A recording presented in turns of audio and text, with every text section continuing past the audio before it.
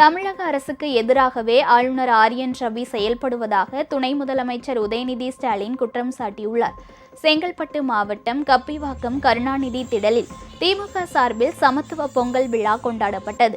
இந்த விழாவில் துணை முதலமைச்சர் உதயநிதி ஸ்டாலின் கலந்து கொண்டு 5000 குடும்பங்களுக்கு பொங்கல் பரிசு, 48 திமுகவினருக்கு நூற்றாண்டு நாணயம், பள்ளி மாணவ மாணவிகளுக்கு கல்வி ஊக்கத்தொகை வழங்கினார்.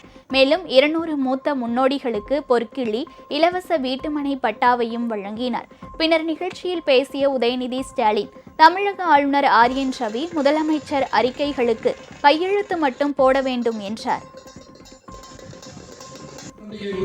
நம்முடைய முதலமைச்சர் நேரத்தை கொடுக்கக்கூடிய அறிக்கையை பேர் ஆளுநருடைய உரை சொல்வாங்க. ஆனால் நம்முடைய அரசு முதலமைச்சர் தயாரித்து கொடுக்கக்கூடிய அந்த உரையை படிப்பது மட்டும்தான் வேலை. அந்த வேலையாக ஒழுங்காக பார்க்குறாரா?